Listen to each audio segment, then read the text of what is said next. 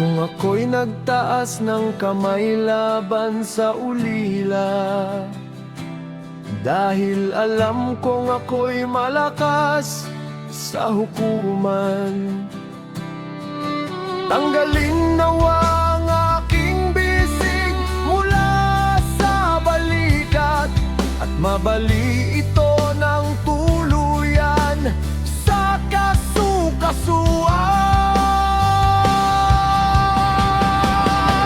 Sapagkat ako'y natakot sa kapahamakan mula sa alahayayan, at dahil sa kanyang karangalan hindi ko magagawa ang mga bagay na iyon. Kung ang aking tiwala'y inilagak ko sa ginto o sinabi sa purong ginto, ikaw ang aking katiyakan. Kung ako'y nagalak dahil sa aking malaking kayamanan, at sa aking kamay ay naggamit ng maraming lahing arian, kung aking minamasdan ang araw sa kanyang ningning, o ang buwang sumisikat ng napakaganda,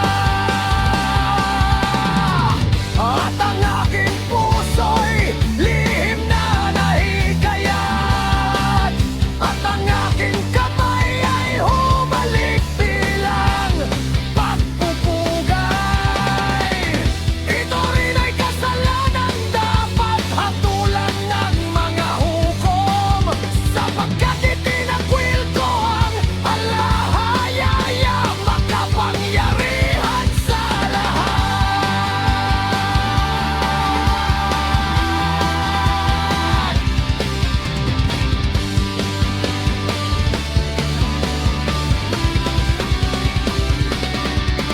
Kung ako'y nagalak sa pagkawasak ng aking kaaway, o nagalak sa pagdating sa kanya ng kapahamakan, hindi ko ipinahintulot na magkasala ang aking bibig sa pamamagitan ng paghingi ng kapahamakan sa kanyang buhay. Kung ang mga tao sa aking tolda ay hindi nagsabi, sino ang hindi nabusog sa karne ng kanyang handog?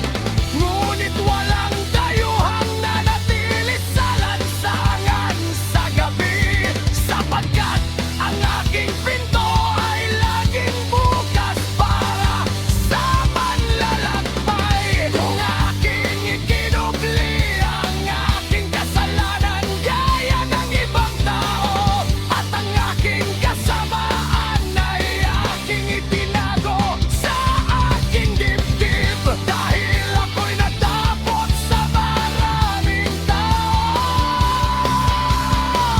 at ako'y natakot sa paghamak ng mga anggad, kaya't ako'y tumahimik at hindi lumabas ng aking bahay.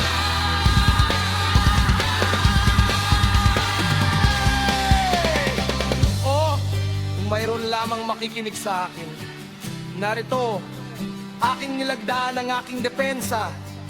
Sagutin nawa ako ng makapangyarihan sa lahat. Isulat nawa ng nag-aakusa. Sabi ng kanyang paratang, tunay na aking isusuot yun sa aking balikat, at itatali ko yun sa aking ulo gaya ng isang putong. Aking sasabihin sa kanya ang bilang ng aking bawat hakbang, aking ihaharap iyon sa kanya gaya sa isang pinuno.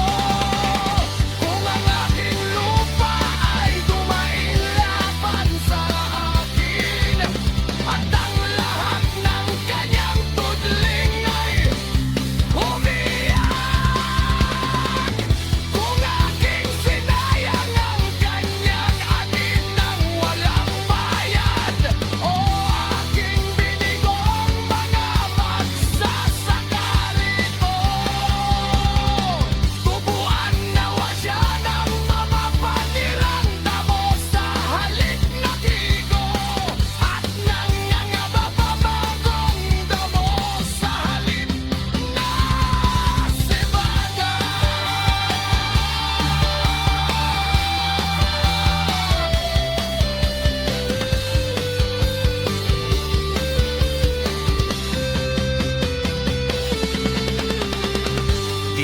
matatapos ang mga pananalita ni Jehova.